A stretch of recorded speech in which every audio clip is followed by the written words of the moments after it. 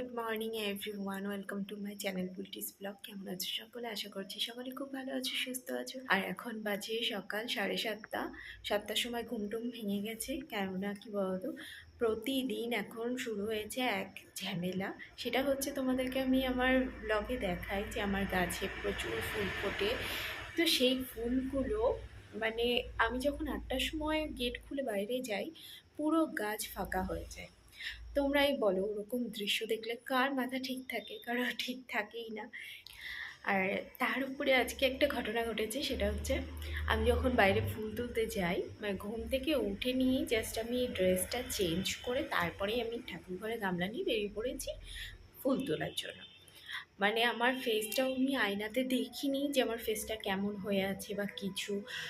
Just জল দিয়ে মানে চোখটা ধোয়ার পরে তারপরে থালা নিয়ে বেরিয়ে পড়েছি।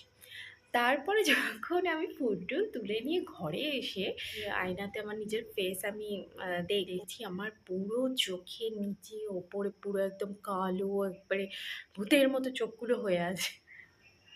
কালকে শর্টস ভিডিও করার সময় আইলাইনার, কাজল এসব ছিল আর কি চোখে, তো সেগুলোই মানে রাতে এমন হয়ে গেছে, পুরো ভূতের মতো হয়ে গেছে। কালকে রাতে ফেস ওয়াশও করা হয়নি, স্কিন কেয়ারও করা হয়নি। যাই হোক, সেটাই ভূতের মতো হয়ে গেছে। আজকে সকালবেলা উঠে ওইরকম দেখাতে মানে আমি তাই ভাবছি, মাম্মা তুই যে আমাকে সকালবেলা ব্লগের ভিডিওটা করে দিলি, তুই দেখিসনি?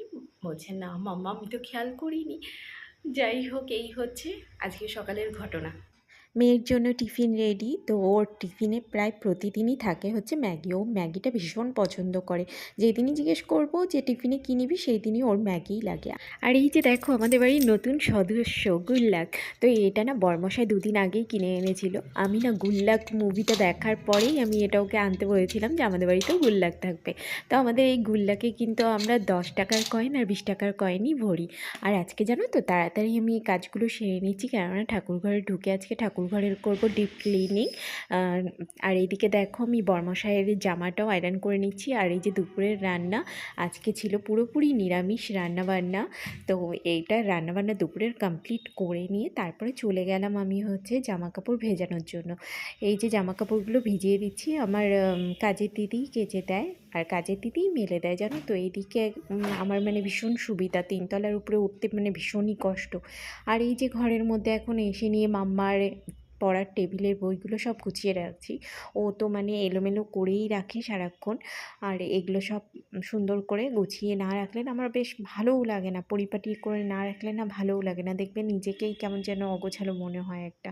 আর এই যে ফাইনালি আমি এখন ঠাকুরঘরে ঢুকে গেছি। সকালে নাইটি আমি ছেড়ে, বাসি নাইটি ছেড়ে নিয়ে রান্নাবান্না করে আবারও আমি নাইটি ছেড়ে পেয়েছি, কেননা ঠাকুরঘরে ঢুকবো, ঠাকুরের কাজ করব তার জন্য।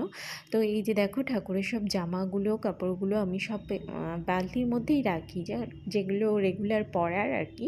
গোপাল ঠাকুরের, লক্ষ্মী ঠাকুরের সব আমি এগুলো জামা কাপড়গুলো এই বালতির মধ্যেই রেখে দিই, যেহেতু আমার ঠাকুরঘরে কোনো আলমারি বা কিছু এসব কিছুই নেই। এই বালতির মধ্যেই আমার স্টোর করে রেখে দিতে হয়। শীতের পোশাকগুলো নিচে রেখে দিয়েছি, যেগুলো টুলে পাতার কাপড় বলো, সেগুলো সব নিচেই আছে বালতির নিচেটায়।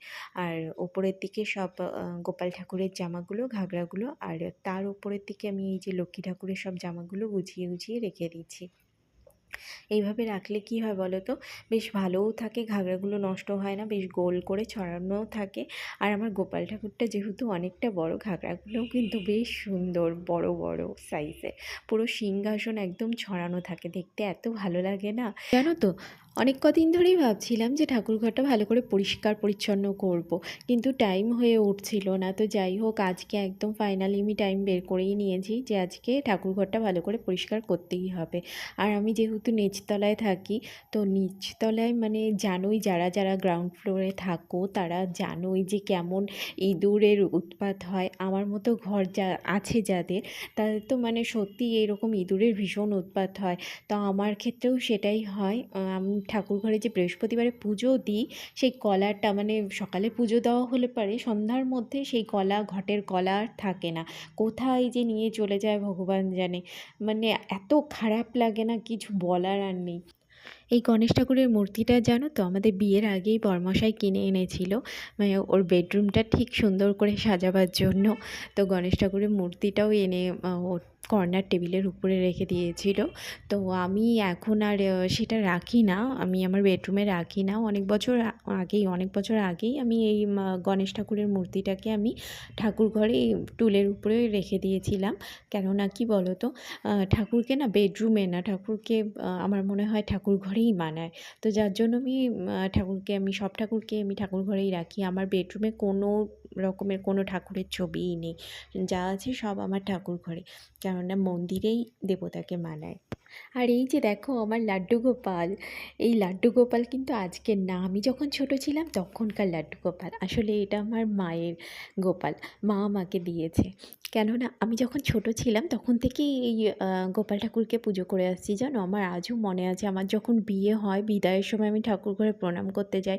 আমি সত্যি বিশ্বাস করো, আমি মানে গোপাল ঠাকুরের কাছে এত কাঁদছিলাম, মানে কি বলবো আর, এত মানে ছেড়ে আসতে আমার এত কষ্ট হচ্ছিল না, মানে যেই ঠাকুরগুলোকে আমি ছোটো থেকে পুজো করে আসছি, বিশেষ করে গোপাল ঠাকুর, তারপরে সেই ঠাকুরকে ছেড়ে আসতে আমার ভীষণ কষ্ট হচ্ছিল। তারপরে আমি মাকে বলছিলাম, মা আমাকে না গোপাল ঠাকুর দিও তো কিনে।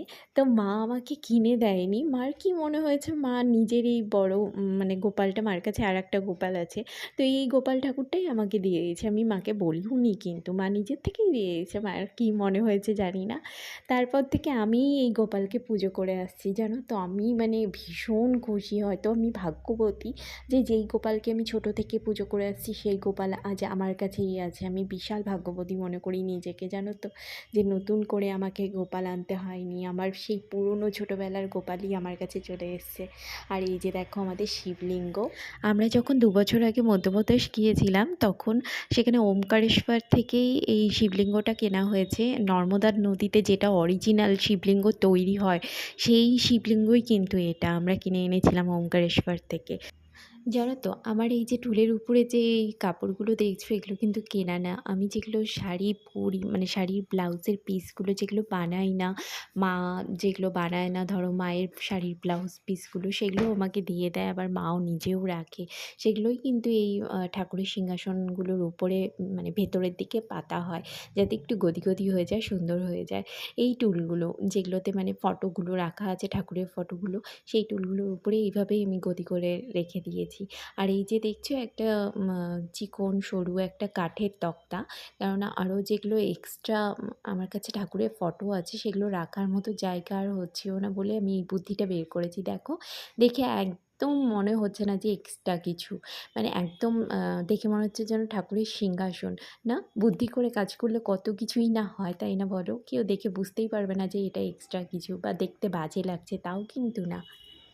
আমার ভিডিও দেখে মনে হচ্ছে হয়তো আমি বাঁ হাত দিয়ে কাজ করছি, কিন্তু তা কিন্তু একদমই না। আমার সেলফি ক্যামেরা অন আছে যার জন্য উল্টোটা দেখাচ্ছে। সেলফি ক্যামেরায় কিন্তু এরকমই দেখায়, সব কিছু উল্টোটাই দেখায়। আর জানো তো আমার ঠাকুরঘর মানে অগোছালো হওয়ারও আরেকটা বিশেষ কারণ আছে, সেটা হচ্ছে আমার বরমশাই। আমার বরমশাই প্রতিদিন সকালবেলা উঠে নিয়ে স্নান দান করেই আগে ও পুজো করে তারপরে ও দোকান যায়। সে যত দেরিই হোক না কেন ও ঠাকুরঘরে পুজো করবে, তারপরে ও দোকান যাবে।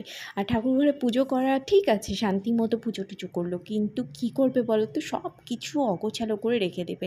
মানে যেখানকার জিনিস সেখানে রাখা বা গুছিয়ে রাখা তা একদমই করবে না, সব অগোছালো করে রেখে দেয়।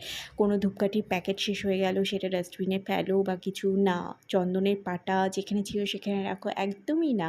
ও যেখানে হাতের কাছে থাকবে ইউজ করবে সেখানেই রেখে দেবে। মানে আমার এত ওর উপরে আরও মাথা গরম হয়ে যায় এগুলো কীর্তি দেখে, মানে আমার এই পরিষ্কার করতে করতে অবস্থা টাইট হয়ে যায়। তো এই দেখো আমার সব কিছু হয়েও গেল, ঝাড়ু দেওয়া, ঠাকুরঘর পরিষ্কার করাও হয়ে গেল। এখন ঠাকুরের জামা কাপড়গুলো সব ভিজিয়ে রেখে দিচ্ছি, পরে কাচবো, কেননা অনেক বেলা হয়ে গেছে। আজকে বোধহয় আর জামা কাপড়গুলো কাচা হবে না, প্রায় 1টা বাজতে চললো। এখন স্নানে যাব, স্নান করে এসে তারপরে ঠাকুর পুজো করব।